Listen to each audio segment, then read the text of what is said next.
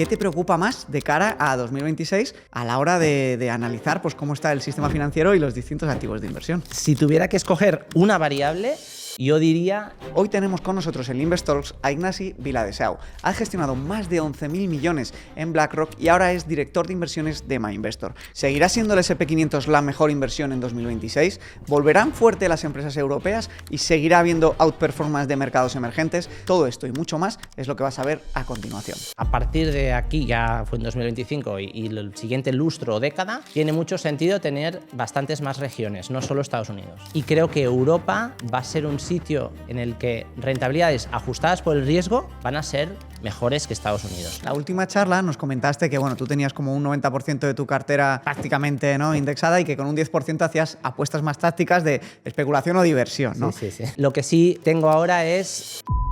Yo como veo el oro es que puedes tener un porcentaje hasta un cierto máximo, ¿no? Y cada cartera es un poco distinta, pero entre me siento muy cómodo. ¿Cómo se comporta el inversor medio español? ¿Sigue tendencias? ¿Es conservador? ¿Es agresivo? De las carteras gestionadas es que las carteras más populares son riesgo medio, un 60-40, luego riesgo máximo y riesgo mínimo. Ese es curioso, ¿no? ¿Y cómo ves el papel de Bitcoin en la cartera de un inversor y en el sistema financiero actual? Sí, ahí yo creo que igual soy un poco controversial. ¿Crees que un inversor en renta variable está suficientemente diversificado con un ACWI o merecería la pena dar un porcentaje a small caps?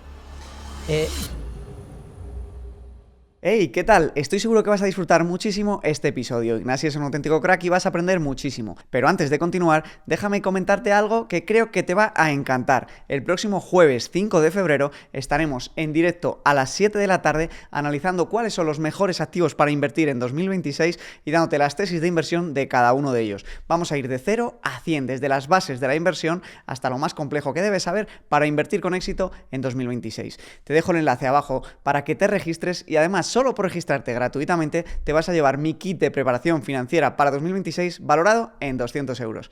Nos vemos dentro. Ignasi, qué placer tenerte hoy de nuevo aquí. Es la segunda vez que vienes y he de decirte, siéndote totalmente sincero, que la primera conversación que tuvimos en Investalks es una de las que yo personalmente más he disfrutado y también la audiencia. Así que de verdad que es un honor que vuelvas a pasarte por aquí para darnos un update de cómo estás viendo este momento. Muchas gracias por venir. Gracias, Javi. Estamos en un momento súper interesante. Estos días de atrás, estamos grabando a finales de enero, hemos visto cómo el bono de Japón subía bastante los rendimientos en el mercado secundario. Hemos visto las presiones de Trump por anexionar Groenlandia, ¿no? Este rifirrafe con la Unión Europea, con la OTAN, y vemos cómo el mundo se va volviendo más un mundo de bloques. Y yo quería preguntarte, como CEO de MyInvestor, como Chief Investment Officer, ¿qué te preocupa más de cara a 2026 a la hora de analizar pues, cómo está el sistema financiero y los distintos activos de inversión?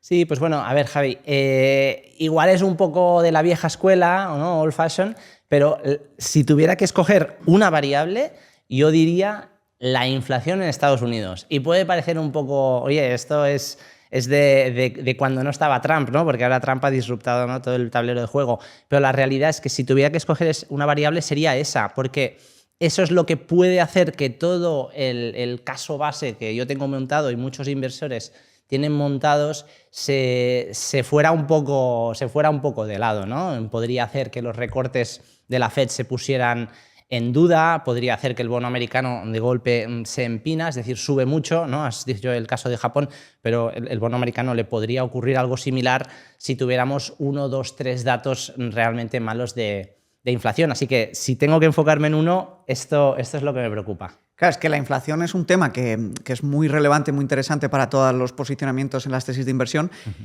Y a la inflación le puede afectar y mucho qué pasa con los aranceles, ¿no? En abril creo que fue de cuando Donald Trump, el Liberation Day, anunció pues, con sus tablas estas de Moisés todos los aranceles a todos los países. Sí. El mercado entró en pánico, cayó muchísimo, luego se recuperó muy rápido, como ha ido pasando estos últimos años con tanta volatilidad.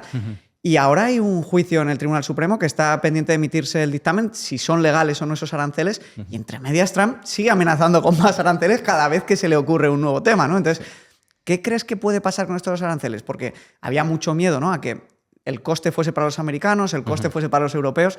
¿Cómo lo está absorbiendo el mercado y el consumidor? Sí, a ver, lo primero, que es casi una ironía histórica, ¿no? Estados Unidos se independizó de Reino Unido justamente con ese claim de no taxation without representation, ¿no? Es decir, no nos pongas impuestos a nosotros las colonias si no tenemos un sitio en el Parlamento británico. Entonces, ahora justamente lo que hace Trump es imponer impuestos de modo indirecto, ¿no? Porque con aranceles es un impuesto indirecto al consumidor, sin pasar por el Congreso. O sea, que él está haciendo de monarca, él está haciendo, no sé si es George III o uno de estos, ¿no? O sea, que Trump se cree monarca y, en consecuencia, ¿qué quiero decir con todo esto? Es un poco digresión, ¿no? Pero lo que quiero decir es que yo creo que los aranceles van a decir que no son legales, no sé cuál es la fórmula jurídica, si constitucionales o tal, pero los aranceles los van a tirar atrás, los aranceles así más genéricos. Y entonces Trump tendrá que recurrir a aranceles mucho más sectoriales,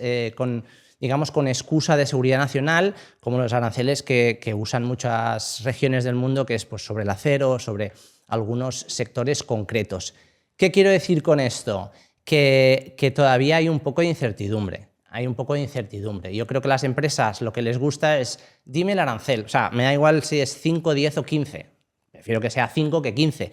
Pero una vez sé las reglas del juego, pues tiro adelante.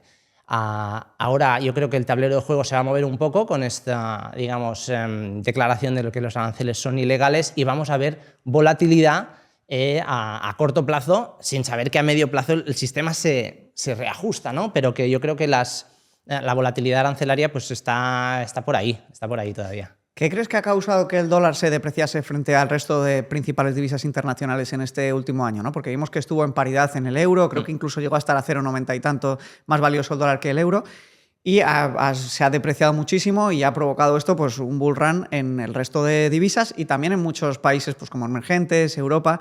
Y a mí me gustaría entender por qué el dólar puede depreciarse si uno ve los tipos de interés de una región y otra están mucho más altos en Estados Unidos, la economía también parece más fuerte, ¿no? Entonces, ¿qué ha podido llevar a que el dólar en estos últimos meses se depreciase tanto frente al euro, concretamente?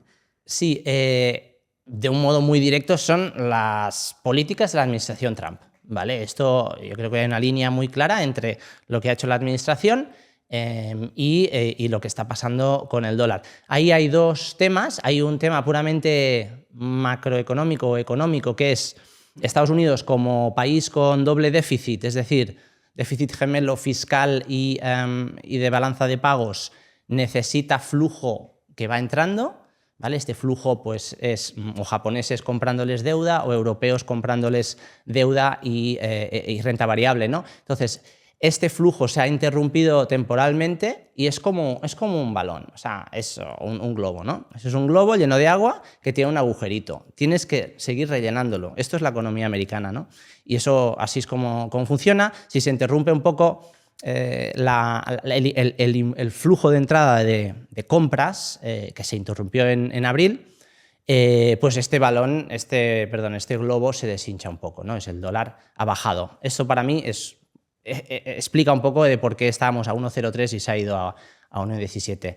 Esto es un tema que, digamos, cualquier economista te podría argumentar. Luego hay un tema que es más cualitativo, pero creo que es importante, que ya viene de cuando se invadió, ¿no? Que Rusia invadió Ucrania, que es los países no alineados, los países no occidentales, dicen, ostras, si tengo mis reservas en dólares, en euros en ese caso de Rusia, pero en dólares en general, me van a poner el cepo, ¿no? Como la policía en el coche. Entonces, cuidado. Y hay una tendencia a cambiar las reservas de bancos centrales no alineados con Occidente de dólar a, en concreto, oro. Pero yo creo que esta es la segunda tendencia, ¿no? Hay un tema macro de la economía americana y hay un tema cualitativo de gestión de riesgos de los bancos centrales de los países emergentes. Y nosotros hemos visto a lo largo de la historia que cuando el dólar tiende a sufrir, mercados emergentes o Europa o Asia-Pacífico tiende a subir las bolsas. ¿Crees que 2026, 2027 podremos seguir viendo esa tendencia donde haya un outperformance del resto de regiones respecto a Estados Unidos? Porque cuando uno mira los gráficos, intentaremos ponerlo en pantalla para que la gente lo vea, había sido el periodo de outperformance más grande de Estados Unidos respecto al resto de regiones. Entonces, la gente ya no sabe si ahora esto se va a revertir y ahora va a venir un periodo más largo en el que pues, el resto de regiones puedan hacerlo mejor en términos bursátiles que Estados Unidos. Sí, yo lo que tengo bastante claro es que a partir de aquí, ya fue en 2025, y el siguiente lustro o década, tiene mucho sentido tener bastantes más regiones, no solo Estados Unidos, ¿vale? O sea, es una visión a medio plazo y creo que Europa, curiosamente, va a ser un sitio en el que rentabilidades ajustadas por el riesgo van a ser mejores que Estados Unidos. ¿Por qué? Pues un poco lo que comentaba, ¿no? En Estados Unidos tienen un presidente que se cree rey y, bueno, pues los reyes a veces te toca Felipe II, que muy bien, o Juana la Loca, ¿no? Entonces, depende de qué rey te toque, pues la economía americana va a ir bien o mal. En Europa tenemos una tecnocracia, entonces es bastante estable, es decir, pues va a ir mejor o peor, pero bastante estable. Así que yo veo que las rentabilidades ajustadas por el riesgo de Europa van a ser buenas y hay que tenerlo en cartera.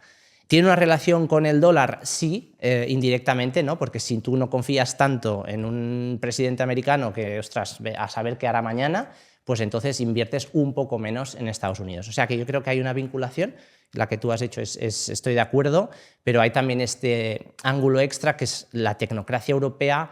Es estable, no te va a dar tampoco, ostras, sorpresas muy, muy positivas, pero tampoco sorpresas muy, muy negativas. ¿Te preocupa que pueda afectar a los retornos, ¿no? Pues este problema en Europa que hay de tanta burocracia, que no haya salido ninguna gran empresa en los últimos años nueva, esta derrota parece en la carrera tecnológica respecto a Estados Unidos y China, y que eso pueda mermar las rentabilidades? ¿O crees que eso ya se recoge en las valoraciones y por eso, pese a estas circunstancias, se pueden obtener buenas rentabilidades cuando se ajustan al riesgo? Sí, a ver, en Europa, por varias razones, ¿no? Pues como tú dices, ¿no? Es difícil encontrar un campeón tecnológico. Bajo mi punto de vista, la razón es que el mercado único en bienes, ¿no? Que puedes fabricar un coche en 27 países, no existe un mercado único en servicios. De modo que si tú tienes una idea tecnológica genial, no puedes expandirla a 500 millones de tíos overnight, ¿no? De la noche a la mañana. Entonces, este stopper existe y va a seguir existiendo. No veo a medio plazo que hagan un mercado único en servicios. Entonces, con esto, ¿qué pasa? Pues Europa nos van a quedar, tecnológicas no, pero nos van a quedar otros sectores muy potentes que yo creo que van a seguir siendo potentes. O sea, el lujo es el equivalente al tech americano, el lujo es europeo. Y una que ya está de moda desde hace un año y pico, ¿no? Pero que yo creo que va a seguir estando de moda, que es defensa e industria, ¿vale? Yo creo que estos dos, que hace 3 años no hubiera dado yo ni un cacahuete, o antes de la guerra de Rusia, ahora es que está girando y es un tema que no es de un mes o 2 meses. Para mí es un tema de un lustro o una década. Es un sector que va a ir tirando. Entonces, en Europa no vamos a tener, es verdad, tecnológicas. Parecería raro, Spotify, algunas, pero lo que sí vamos a tener es otros sectores que van a ser fuertes y que van a ayudar a que la bolsa tire. Sí, quizá el posicionamiento de Trump, ¿no? Y el mundo más alejado, donde Europa se aleja o Estados Unidos presiona mucho para que Europa se independice un poco de Estados Unidos, puede ayudar, ¿no? Con los planes de rearme, estos que hemos visto, los políticos europeos anunciando 800.000 millones. Todo esto puede seguir siendo alcista para las empresas de defensa y quizá todavía hay margen para que se recojan el precio, entonces, de las acciones. Yo creo que sí. Yo creo que, a ver, es un periodo, ¿no? Construir una fábrica nueva de misiles, pues no lo haces mañana, o todo el I+D que necesitas no lo haces de la noche a la mañana. Pero sí es una tendencia secular, no es cíclico, sino que es realmente a medio y largo plazo, que yo creo que se va a materializar en Europa. Y como tú dices, ¿no? Lo que ha conseguido Trump no es hacer América grande de nuevo, sino es make Europe great again. O sea, lo que ha conseguido es, oye, ponemos las pilas, porque lo que ha estado vigente desde la Segunda Guerra Mundial ya no está vigente, ahora ya no estamos ahí, entonces tenemos que poner las pilas colectivamente, montar un ejército que sea más o menos decente, que aparte de Francia, el resto estamos un poco desnudos. Y muy interesante lo que comentabas, ¿no? No sé si fuera de cámaras o ha sido dentro de cámaras, ahora no recuerdo exactamente, pero decías que veías con buenos ojos Japón, creo, a medio plazo. Entonces yo quería preguntarte si nos puedes explicar qué está pasando con el rendimiento de los bonos de Japón y si esto es preocupante, porque el año pasado una de las narrativas que hubo en uno de los momentos de crash cortito en días de la bolsa mundial fue la narrativa de deshacer el carry trade con la subida de rendimientos del bono americano, que decían que se acababa la puerta de liquidez barata del mundo, ¿no? ¿Puedes darnos un poco de contexto de qué ocurre en Japón, de dónde venimos y hacia dónde vamos? Sí, un mini inciso en Japón. Nosotros en las carteras RoboAdvisor partimos de la indexación máxima y hacemos algunos pequeños cambios o divergencias de la indexación máxima en función de riesgos que vemos, ¿vale? Y una cosa que hemos tenido desde el lanzamiento es ausencia de bonos japoneses en renta fija, ¿vale? Por unas razones que describimos en su momento y pues nos dijeron, oye, esto no tiene sentido, te estás desviando de la indexación. La indexación dice que Japón pesa un 15% de la renta de los treasuries globales, ¿no? Nosotros estamos a cero, os estáis desviando mucho, pero había una razón subyacente. Cuéntanos la razón, Ignacio. La razón subyacente es, primero, que dan rendimientos bajísimos, que es un mercado que a día de hoy el 60% lo tiene el Banco Central japonés. El precio que vemos en pantalla no es un precio real. O sea, hay un forced buyer, hay un comprador forzado que compra a cualquier precio, ¿vale? Eso está cambiando. Y es bueno, ¿vale? O sea, el 4% pues asusta, ¿no? El ultra long, del super largo, pero el 10 años está a 2,20 y pico. Asusta un poco, pero es por las razones correctas, que es después de 30 años de deflación o inflación cero, ¡pum!, ya empieza a haber inflación. Y un poquito de inflación es bueno, porque lo que hace es que la gente quiere invertir hoy y no quiere posponer el gasto y la inversión. Entonces, después de 30 años que hemos visto todas las empresas japonesas desapalancándose, ¿vale? Después del crash del 1989, hay un crash en Japón y las empresas deciden correctamente, hay que desapalancarse. Estamos endeudados y hay que ir repagando la deuda. Durante 30 años estas empresas han ido repagando deuda. Ahora son unas empresas extremadamente saneadas. ¿Qué pasa en los próximos 30 años? Y esto es un poco largo plazo, pero yo lo creo realmente. El potencial de estas empresas, si una empresa no está en su estructura óptima de capital, tiene potencial de aumentar su ROE, su Return on Equity, con solo, digamos, haciendo poquitas cositas. Y eso es un potencial que yo creo que tiene la bolsa japonesa. El ROE de las empresas japonesas creo que está como 2% por debajo del de Estados Unidos. O sea, con que hagan 4 reformas, que además las quieren hacer, yo creo que el return on equity de la bolsa japonesa puede aumentar y eso pues, puede conllevar expansión de múltiplos, etc. Entonces, resumiendo mucho, la tesis de Japón se puede resumir en, después de 30 años de deflación, ya vamos a un régimen normal, de tipos normales, inflación normal y estructura de capital óptima para las empresas.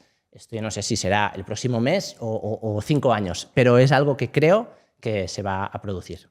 Interesante. ¿Y China, cómo lo ves? ¿Entra dentro de tu universo de inversión? Porque he traído a muchos expertos al podcast, desde gestores a analistas o economistas, y hay visiones contrapuestas. Pero la mayoría de gestores de fondos les da bastante miedo un poco por la incertidumbre jurídica y regulatoria. Entonces, ¿tú cómo ves la inversión en China? Porque venimos de años de crisis inmobiliarias, también las valoraciones de las empresas están pues, muy bajas en comparación con Occidente, pero ya sabemos que la valoración del PER, por así decirlo, no dice nada de manera independiente. Sí, a ver, yo en China personalmente he sido bastante escéptico, incluso sin entrar en la parte de seguridad jurídica. Desde el 2018, que pusieron las 3 líneas rojas para intentar desapalancar el sistema inmobiliario chino, precisamente viendo que Japón tardó 30 años en desapalancarse, pues bueno, ellos llevan 7 años de poco a poco intentar reparar los balances de las inmobiliarias y de los bancos chinos.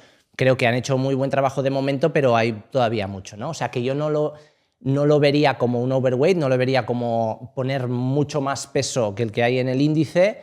Es difícil obviar China 100%, es difícil estar a cero porque las valoraciones, porque tienen cosas muy potentes y por lo que tú comentabas de un mundo bipolar, Occidente-China, ahora es pues Estados Unidos, Europa-China, tripolar, quieres tener apuestas en todos sitios. Entonces yo creo que hay que tener algo de China, pero con porcentajes bajos.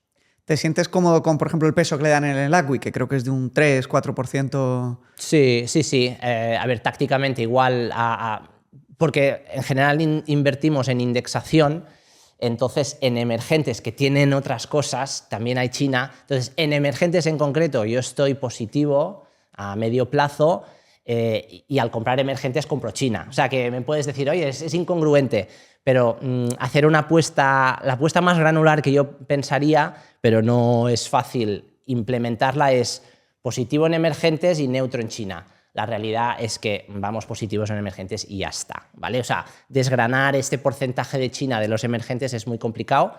Pero resumiendo, yo tendría un sobrepeso en sobreponderación en emergentes, sabiendo que estoy comprando China y que no es mi favorito, pero bueno, no me preocupa mucho. Interesante. En la última charla nos comentaste que bueno, tú tenías como un 90% de tu cartera pues, prácticamente, ¿no?, indexada, y que con un 10% hacías apuestas más tácticas de especulación o diversión, ¿no? Sí.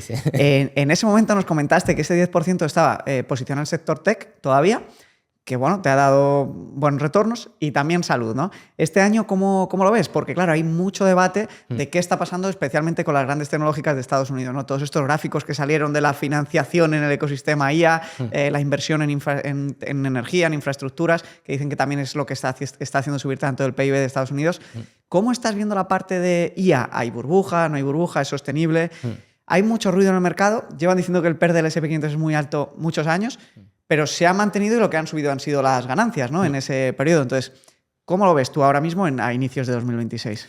Vale, pues las apuestas para jugar, pues salud funcionó bien, entre comillas, en abril, en el sentido de que bajó menos al ser defensivo, pero ya no lo veo porque me da bastante miedo el hecho de la poca predictibilidad de Trump, de que mañana se inventa no sé qué, unos aranceles especiales que te fastidian el sector salud, ¿no? O sea que esto ya no lo tengo. Lo que sí tengo ahora es Global Tech, es decir, tech, o sea, todo el dinero para jugar está todo en tecnología, pero global.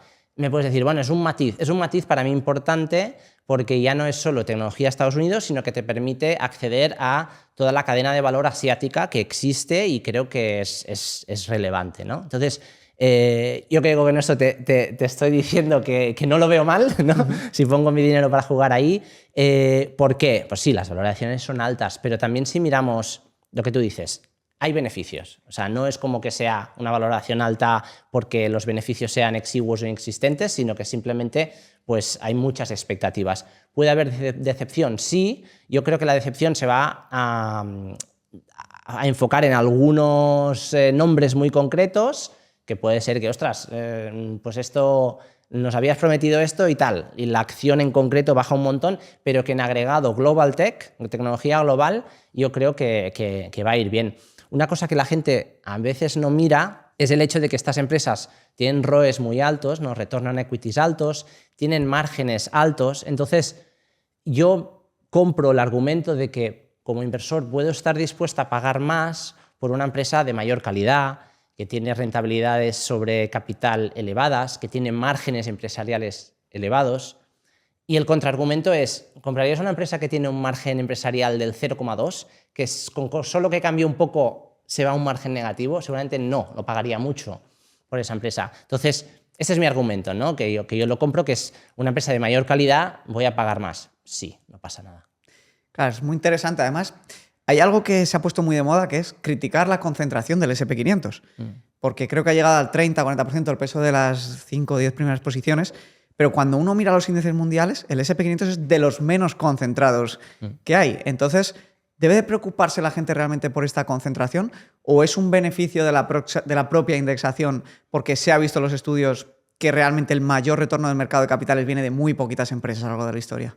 Sí, lo que tú comentas es un histograma que pasa así en acciones y en bonos no. O sea, el histograma de bonos es al revés, ¿no? Y por eso el inversor de renta fija es muy miedoso porque quiere evitar los 4 que petan, los 4 que van a bancarrota, y el inversor de renta variable es mucho más arriesgado porque quiere acertar los 3 que te dan rentabilidades extraordinarias. Entonces, este histograma que tú comentas es un poco lo que justifica esta concentración. Yo no estoy preocupado. A ver, me gustaría que estuviera más diversificado de modo natural, sí, pero no estoy preocupado por si miro qué hay dentro, ¿no? Si, es verdad que es mucha tecnología, pero el footprint es bastante global. Es decir, aunque estén cotizadas en Estados Unidos, realmente muchos ingresos vienen de muchas otras zonas. Entonces, bajo este punto de vista, me parece ok. No es que estoy... no lo veo como un beneficio, ostras, sí, que el 80% esté en 10 empresas, que no va a pasar, ¿no? Pero si lo estuviera, lo vería un poco demasiado, pero que el 30 y pico, incluso 40, esté en las top, me parece ok, también por lo que comentas, ¿no? Si miras el IBEX, pues ostras, hay una concentración bestia en financieros, ¿no? Y pasa en otros países. Así que no lo veo con preocupación, sobre todo porque son empresas globales que, entre comillas, por casualidad, tienen su headquarter en Estados Unidos.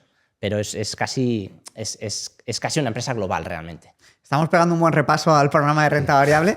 Ya me gustaría terminar, para cerrar el capítulo de renta variable, preguntándote por la narrativa que se está construyendo respecto a small caps e inversión en valor, ¿no? Porque yo creo que han sido las grandes perdedoras del último ciclo tech, especialmente quizá de 2011, 2012, donde hubo todo ese bull run en las tecnológicas, y han hecho una underperformance muy grandes si lo comparas con este tipo de empresas, con los índices que han visto mucho peso en tecnología.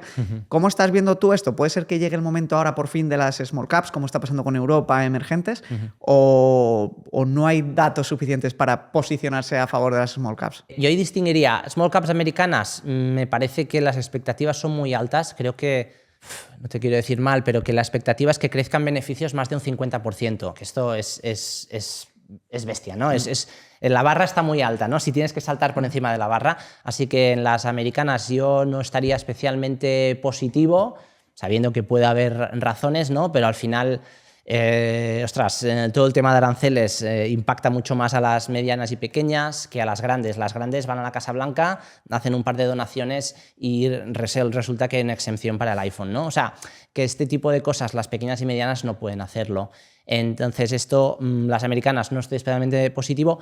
En Europa es otra cosa. En Europa, porque la región yo creo que estructuralmente va a ir mejor, ahí sí que veo que un value, un medium, o sea, pymes, ¿no? SMEs, esto puede ir bastante bien estos años, sabiendo que el alfa de estos productos suele ser bastante discreto. ¿Qué quiere decir discreto? En el sentido de que hay varios años en que no hace nada y ¡pum!, te hacen un año espectacular. Yo, así es como veo el alfa en value, bastante cíclico, pero una apuesta para los próximos 5 años me parece muy razonable si es value europeo y enfocado en estas small caps, medium caps. ¿Crees que un inversor en renta variable está suficientemente diversificado con un ACWI o algo así que no incluye small caps, o merecería la pena dar un porcentaje a small caps? Yo personalmente no les he puesto, o sea, ¿no? Cuando hablas en ese 90%, pues es un ACWI, o sea que no tengo small caps. Personalmente, creo que te puede añadir algo, sí, pero le deberías añadir muy poquito. O sea que realmente me vale la pena complejizar mi estructura por un poquito más.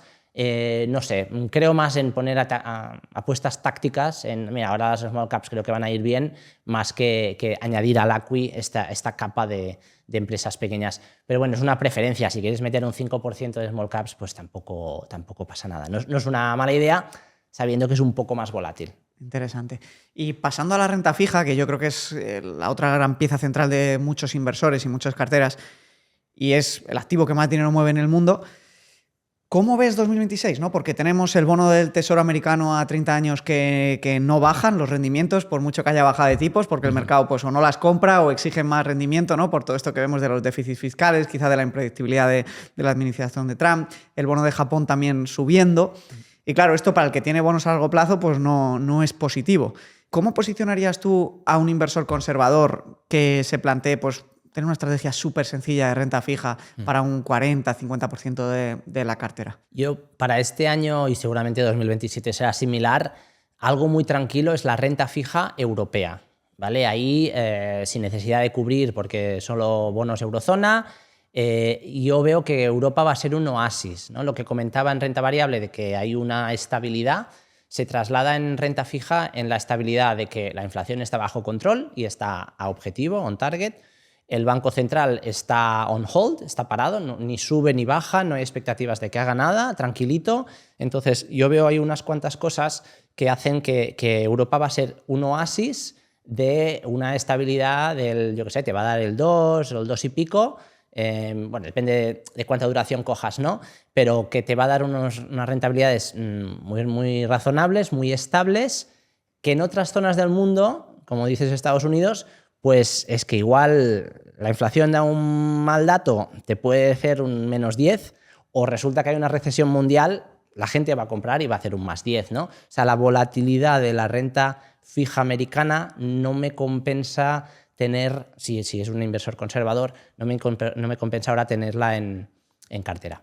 Europa es ahora como jugar a empatar, ¿no? En la parte de renta fija. Sí, a ver, empatar más y ganar en penaltis o algo así, no sé muy futbolero, ¿eh?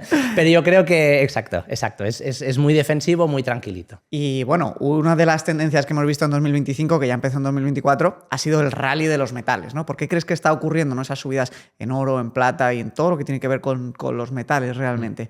¿Qué crees que está llevando al inversor a entrar en masa? Antes habías dado unas pinceladas, el tema de la guerra de Ucrania, pero bueno, cuéntanos un poco cómo estás viendo esta subida especialmente del oro. Yo creo que el oro en concreto es el flujo de compras o de previsión de compras de los bancos centrales emergentes básicamente vendiendo dólares, comprando oro, ¿vale? El oro es el único metal precioso que el Fondo Monetario Internacional considera que es válido para reservas, ¿vale? Tú no puedes tener tus reservas de divisas en platino o en, yo qué sé, lo que sea, en plata, ¿no?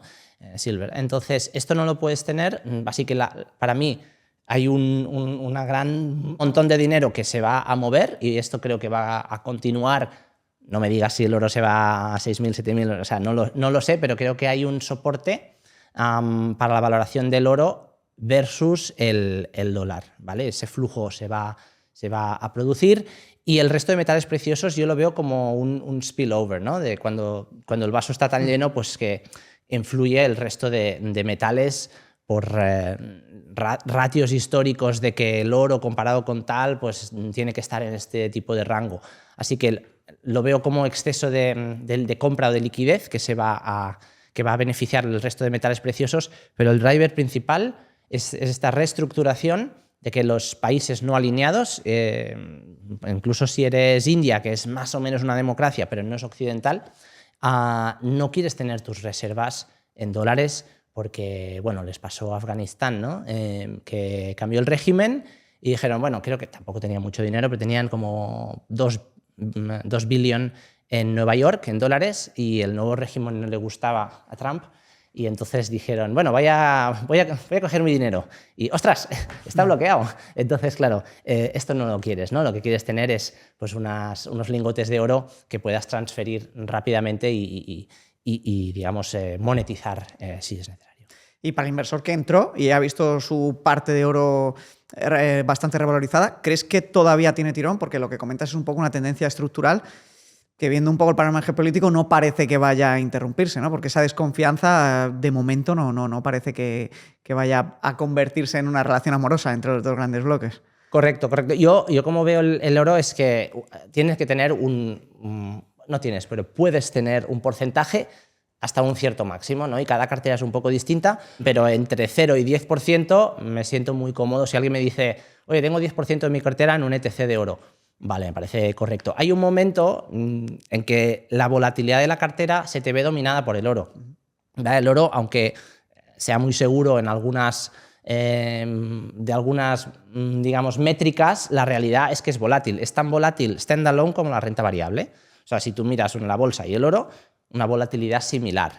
Y bueno, hubo un día hace unos meses que se pegó un -6 por una razón tal y cual, pero bueno, que no es un monetario, no es que pongas, no, puede ser que pongas el jueves 100 euros y el viernes tengas 94, ¿no?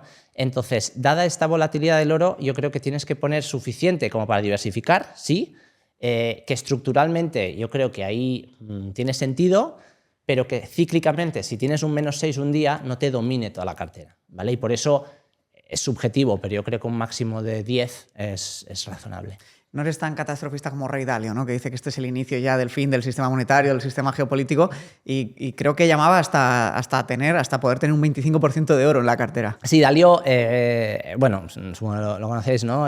Fundador de Bridgewater, un billonario, un hedge fund manager, muy, muy brillante y que ha hecho muchos estudios sobre los ciclos de deuda, ¿no? Y pues habla de la manera que tienen los países de desapalancarse, que típicamente pues puedes desapalancarte haciendo quiebra o con inflación, que bueno, es otra manera de devaluar el valor de la deuda que tienes, o la manera más difícil, que es repagando la deuda con sudor, ¿vale? Entonces, como tres grandes maneras de repagar la deuda. Y él, en concreto, sí, hace un año y pico que está negativo en las fiat, ¿no? En el concepto de la moneda papel de toda la vida, de los acuerdos pues, que nacieron hace, pues, yo no sé, 50 años, de Bretton Woods y tal.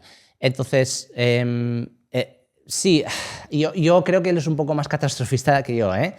No sé si es porque soy más joven y estoy más optimista, pero lo veo como que tiene razón, que está bien tener alternativas a las fiat, pero los porcentajes que él menciona me parecen un poco exagerados, porque no creo que sea determinísticamente lo que va a pasar. En mi humilde opinión, depende mucho de 2028 si gana otra Juana la Loca o gana un presidente republicano normal. Interesante. Y el activo que habían posicionado como alternativa a las fiat y contrapeso del sistema financiero tradicional era Bitcoin. Que Bitcoin, bueno, desde nacimiento obviamente ha dado unos retornos increíbles, pero hay que tener en cuenta que esos retornos increíbles también venían con un market cap muy pequeño, donde es más fácil, ¿no?, crecer en esos porcentajes. Pero en este último año, donde el oro ha emergido como pues, salvaguarda, como reserva de valor, como un poco alternativa a este sistema financiero mundial, Bitcoin ha pinchado, y ha pinchado incluso cuando hemos tenido los lanzamientos de los ETFs, que BlackRock ha dicho que ha sido pues, uno de los, no sé si el más rentable de la historia. Harvard ha puesto parte pequeñita, un 1 o 2% de su endowment ahí. Luxemburgo, que es pues, una de las capitales financieras de la Unión Europea, también ha puesto un 1 o 2% de sus reservas en Bitcoin. Y en cambio hemos visto una corrección desde máximos del 30 al 40%, algo que ya hemos visto que es normal en Bitcoin. Pero ¿tú cómo lo ves? ¿Cómo ves lo que está ocurriendo y cómo ves el papel de Bitcoin en la cartera de un inversor y en el sistema financiero actual? Sí, ahí yo creo que igual soy un poco controversial. Yo, si tengo que escoger, prefiero, ya puestos a tener un activo de alta beta, ¿no?, de alta volatilidad, prefiero tener tecnológicas lo más arriesgado que puedas encontrar en tech antes que tener Bitcoin. Esa es mi preferencia personal, pero porque igual soy un inversor, ahí sí que soy demasiado viejo, ¿no? Y un tío de 20 años me va a decir que no entiendes nada. Pero una empresa tecnológica, aunque tarde 20 años en tener beneficios, pero yo sé que su plan de negocios es eventualmente tener beneficios. Mientras que en Bitcoin no puedo entender cómo hacer un discounted cash flow, no puedo entender cómo valorarlo. Y en consecuencia me cuesta mucho. Si alguien me dice voy a poner 5%, pues vale, pero yo personalmente este 5% antes lo pondría en tecnológicas, que puedo entender las empresas subyacentes, antes que en una cosa que personalmente me cuesta mucho. No soy negativista, es decir, acepto que existe y que ahora es una realidad que está para quedarse, pero personalmente prefiero tech alto riesgo que Bitcoin.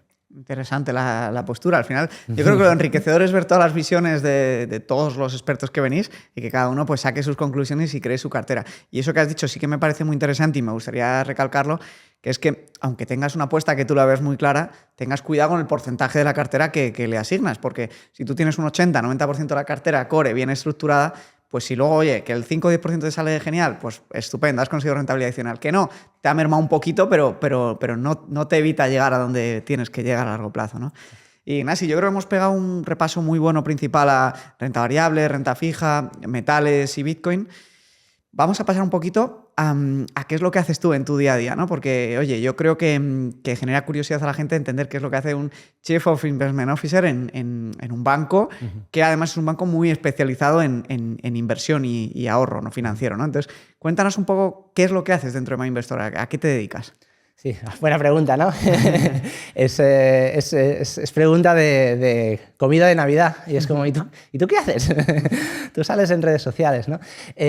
No, al final, como responsable de inversiones, yo entiendo mi papel de un modo bastante amplio. Es decir, no solo que las rentabilidades sean buenas, que las rentabilidades ajustadas por el riesgo sean buenas, sino también que el inversor tenga acceso a productos buenos, de calidad, baratos, bueno, digamos que la calidad-precio sea justa, que tenga acceso a todo lo que quiere, es decir, al final poder acompañar al cliente en todos sus objetivos financieros. y eso pues, puede pasar desde abrirse una cuenta, aunque no es mi negociado, ¿no? Cuentas claramente es un producto bancario, pero desde abrirse una cuenta a tener financiación, a un plan de pensiones. Entonces, tener esta visión total del cliente yo creo que es importante, y que si veo que faltan herramientas para que el cliente pueda llegar a sus objetivos financieros, pues ponérselas, ¿no? Este es desde un punto de vista más de planificación financiera, dar las herramientas. Y luego, de un punto de vista de rentabilidades ajustadas por el riesgo, pues siempre es que pues las carteras que gestionamos, los productos que son gestionados, pues que tengan, que den lo que promete, ¿no? Cuando tú miras el bote, que si la etiqueta dice sin colorantes ni conservantes, pues que sea efectivamente esto. Habéis hecho una apuesta clara por activos alternativos, ¿no?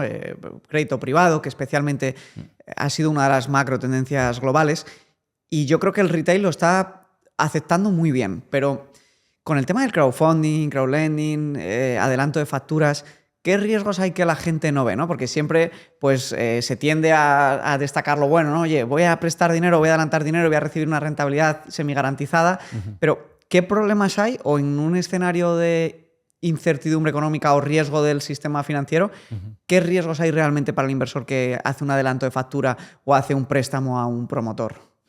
Sí, entonces lo que mencionas para mí era un tema muy importante, core, que los clientes MyInvestor tuvieran acceso a inversión alternativa, es decir, no solo lo de siempre, entre comillas, renta variable, renta fija, monetarios, tal, sino inversión alternativa. En nuestro caso concreto, pues ofrecemos private equity, inmobiliario y adelanto de facturas, que en inglés le llaman factoring, ¿no? Entonces, estos productos, la razón por la que les llamamos alternativos es por su falta de liquidez. Es decir, típicamente lo que un inversor debería pensar es, seguramente me va a dar mejores rentabilidades o mejores rentabilidades ajustadas por el riesgo, pero ¿qué estoy dando a cambio, ¿no? Porque al final, duros a 4 pesetas no hay, ¿no? Pues a cambio estás dando la liquidez y estás dejando de tener liquidez, ¿vale? Entonces, para mí ese es el riesgo que hay que entender, que si tú vas a un fondo y te dicen que en 10 años no puedes tocar el dinero, pues bueno, que si dentro de 3 años cambias de opinión, pues el dinero está ahí en el fondo. Está trabajando, pero está en el fondo. Entonces, para mí este es el punto clave, es entender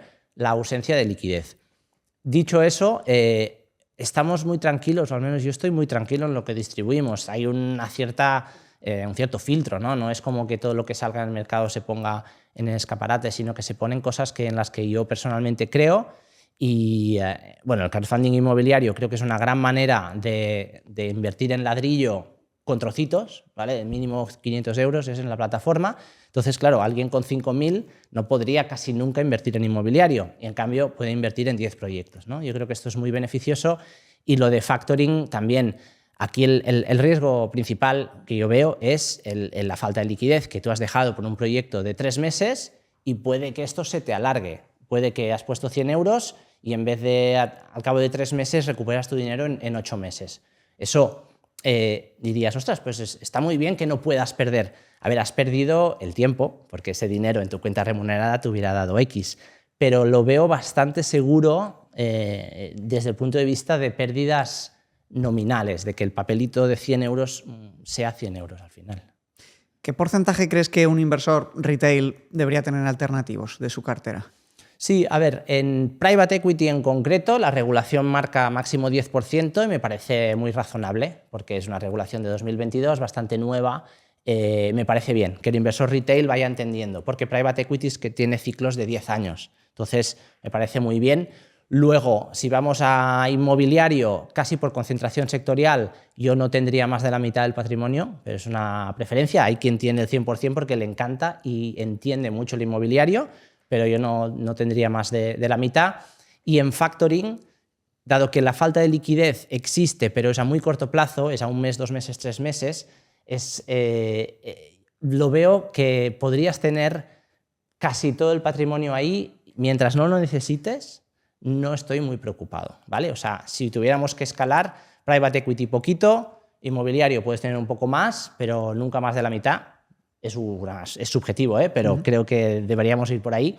Y luego factoring, no me preocuparía si alguien tiene más de la mitad de su patrimonio en factoring, por las razones que el principal riesgo es liquidez, pero liquidez, estamos hablando de meses, no de años. ¿Qué está pasando en el mundo del private equity, ¿no? Porque hay mucha polémica con lo que llaman los fondos de continuación, que se han disparado en estos últimos años, ¿no? Que básicamente quiere decir que cuando se abre un private equity tendrían que liquidar esas posiciones en X años, pero se las venden a un fondo de continuación, ¿no? ¿Puedes explicarnos un poco qué está ocurriendo y qué riesgos hay para el inversor en private equity?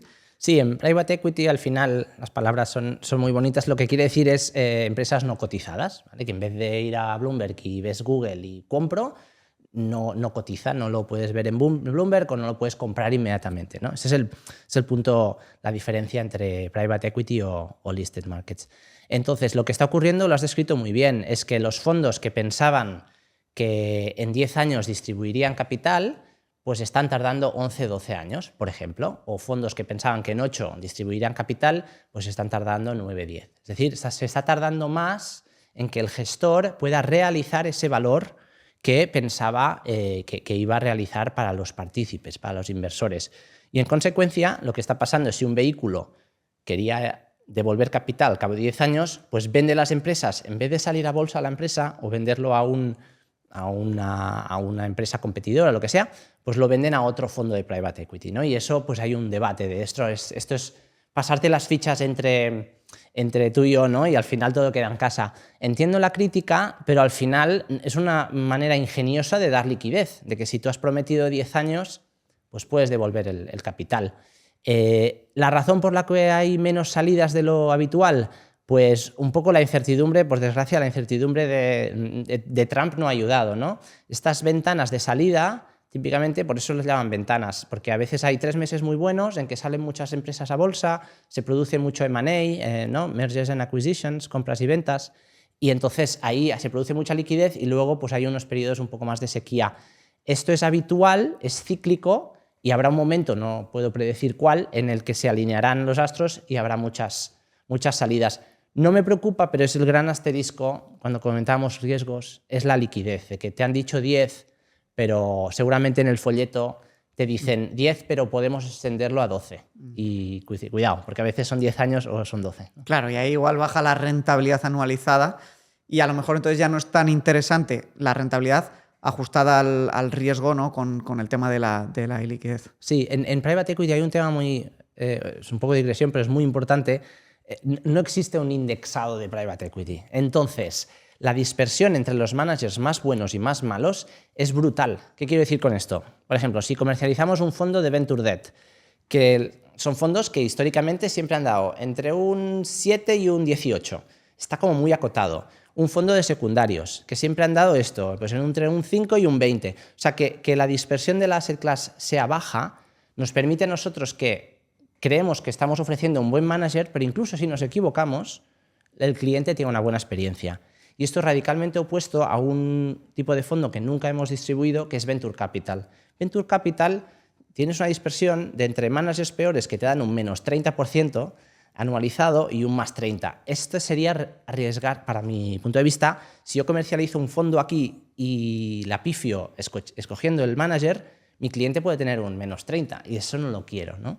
Entonces, un poco la estrategia de comercialización es dar producto bueno, pero producto que no dé muchos sustos tampoco. Interesante. Me gustaría acabar, Ignasi, preguntándote, claro, vosotros veis el comportamiento de una buena parte del inversor retail español, un porcentaje significativo. ¿Cómo se comporta el inversor medio español? ¿Sigue tendencias? ¿Es conservador? ¿Es agresivo? ¿Qué estáis viendo vosotros? Sin obviamente dar datos confidenciales, nada, ¿no? Pero a grandes rasgos. La conversación con Ignasi está a punto de acabar. Estoy seguro que has visto que no te he mentido. Has aprendido y disfrutado muchísimo. Como estoy seguro que te vas a quedar con ganas de más, recuerda apuntarte en el directo del próximo jueves 5 de febrero a las 7 de la tarde para llevarte gratis el kit de preparación financiera y vernos tú y yo cara a cara y comentar todo lo que necesites para invertir con éxito en 2026. Sí, a ver, bueno, curiosidades, ¿no? de las carteras gestionadas es que las carteras más populares son riesgo medio, que esto tiene mucho sentido, un 60-40, históricamente ha ido muy bien y es una... No, sí, seguro que si lo metes a ChatGPT y dices, soy un inversor de riesgo medio, te ofrece una como la nuestra, ¿no? Riesgo 3 de 5, lo tenemos sobre 5 nosotros. Entonces, la cartera de las más populares es la riesgo medio, luego riesgo máximo y riesgo mínimo. Eso es curioso, ¿no? O sea, la gente va por los extremos y yo lo entiendo, ¿no? El joven que quiere jubilarse va a riesgo máximo, el inversor promedio va al riesgo medio y la gente que está empezando a invertir va al riesgo mínimo. O sea que esa es la primera tendencia y que me parece muy, muy satisfactoria, porque la gente que ahora está en riesgo mínimo, igual dentro de 1 año, 2 años, 3 años, pues voy a ir a riesgo un poquito más, ¿no? Eso por el lado de carteras gestionadas. Y por el lado de gente que se lo monta él o ella, lo que sí que hay una cierta ciclicalidad en el sentido de que cuando hay un mes bueno, vemos que la gente compra más. O sea, esto sabemos que no es necesariamente lo mejor, pero es así, ¿no? O sea, octubre fue un mes bueno, pues la gente se animó un poco, ¿no? Y eso ocurre cíclicamente. Y al revés, cuando hay pérdidas la gente tiende a vender.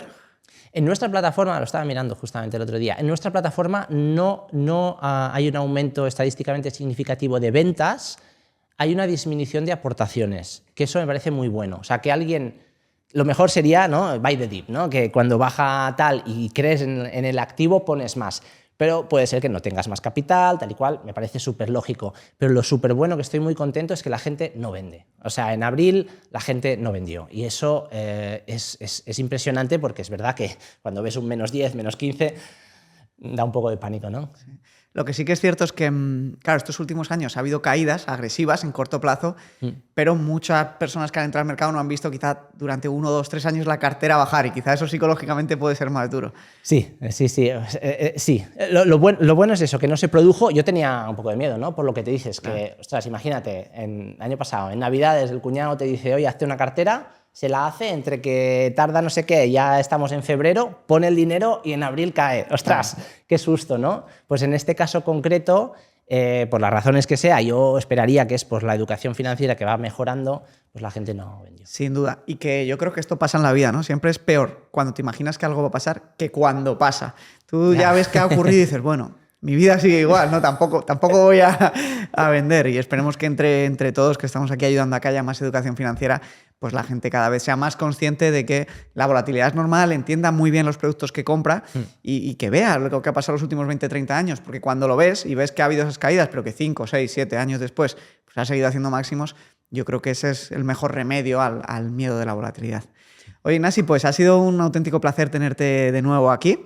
Ojalá que podamos todos los años traerte para ver tu visión, ver qué te dice tu olfato, ¿no? Pues tantos años en el sector financiero, puestos de tanta responsabilidad como los que has tenido. Y muchas gracias por tu tiempo y por tu sabiduría. Gracias, Javi.